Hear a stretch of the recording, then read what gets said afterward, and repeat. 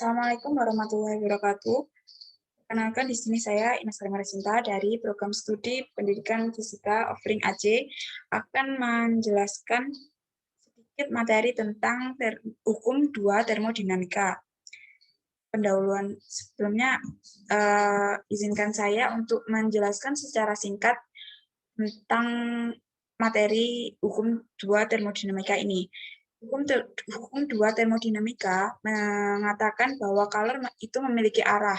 Aliran kalor secara spontan mengalir dari benda bersuhu tinggi ke benda bersuhu rendah dan tidak spontan dalam arah kebalikannya atau tidak reversibel.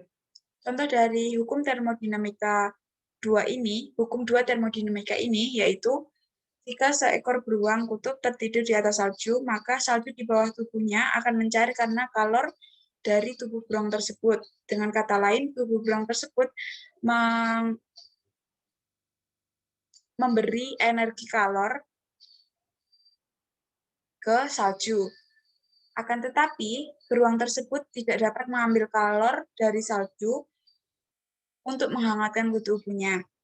Sehingga dapat kita simpulkan bahwa aliran energi kalor memiliki arah yaitu dari panas atau dari tubuh beruang ke salju yang memiliki suhu tinggi atau dingin. Nah, selanjutnya kita akan membahas tentang mesin Carnot. Mesin Carnot ini itu materi yang sering kali dibahas ketika mempelajari tentang hukum 2 termodinamika. Nah, apa sih sebenarnya mesin Carnot itu? Mesin Carnot adalah suatu mesin yang mengubah energi kalor menjadi energi mekanik. Karena keempat proses dari siklus tersebut reversibel, maka siklus Carnot adalah siklus reversibel, di mana Q2 dari reservoir panas dan Q1 dari reservoir dingin. Nah,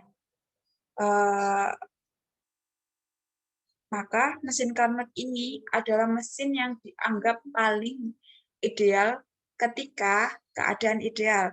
Namun pada kenyataannya keadaan ideal itu sulit untuk diciptakan karena tidak ada mesin yang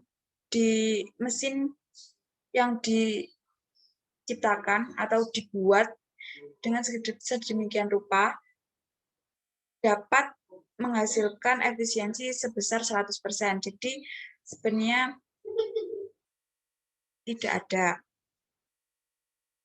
Nah, mari kita membahas tentang siklus Carnot, di mana siklus Carnot ini memiliki 4 keadaan berbeda, yaitu keadaan A, B, C, dan D. Keadaan A dan B ini, keadaan A, B ini itu disebut pemuaian isotermal, di mana suhu di sini itu suhu AB ini tidak berubah. Pada proses ini penyerapan kalor Q1 dari reservoir bersuhu tinggi T1 atau suhu tinggi dan melakukan usaha sebesar WAB. Pada keadaan BC ini disebut keadaan pemuaian adiabatik, di mana selama proses ini berlangsung suhu sistem turun dari T1 atau dari suhu tinggi ke suhu rendah sambil melakukan usaha sebesar WBC. Dan CD ini proses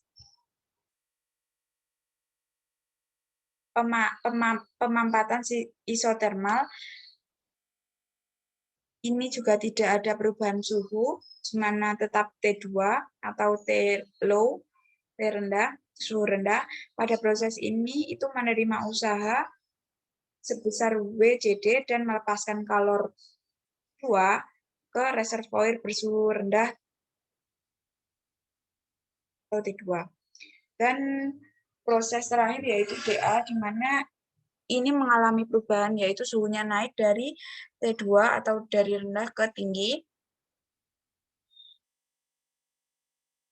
Selama proses proses ini mengakibatkan menerima usaha sebesar WDA. Nah, bisa dilihat dari siklus ini itu tidak terputus ya. Jadi dari keadaan A akan kembali lagi ke keadaan awal. Sehingga siklus ini bisa disebut juga sebagai siklus reversible.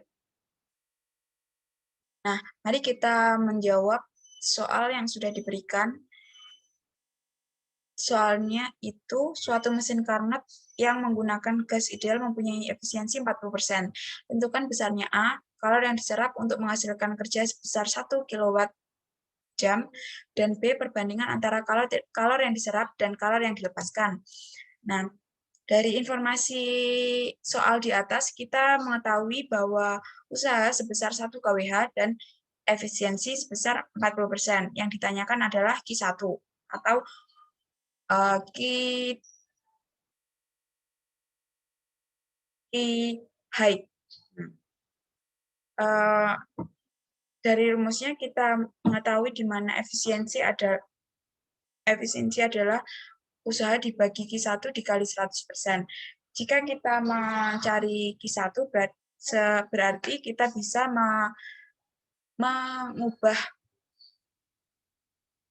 mengubahnya menjadi W per efisiensi dikali 100%. Ketika kita memasukkan nilainya, kita mendapatkan Q1 sebesar 2,5 kWh. Yang kedua ini kan yang ditanyakan perbandingan antara kalori yang diserap dan kalori yang dilepaskan. Nah, dari soal sebelumnya kita mendapat informasi bahwa W usahanya sebesar 1 kWh, efisiensinya sebesar 40%, dan Q1-nya sebesar 2,5 kWh. Sehingga kita bisa menjawabnya dengan rumus usaha itu kan Q1 dikali Q2. Kalau kita mencari Q2 berarti kita bisa mengurangkan antara Q1 dan usahanya. Di mana Q2 sama dengan 1,5. Nah, perbandingannya itu kan berarti 2,5 atau Q1 dan Q2 1,5. Kalau dibagi 0,5 kan berarti didapati perbandingan sebesar 5:3. Seperti itu penjelasan materi dan menjawab soal tentang hukum 2 termodinamika dari saya. Kurang lebihnya saya mohon maaf bila ada salah kata juga. Wassalamualaikum warahmatullahi wabarakatuh.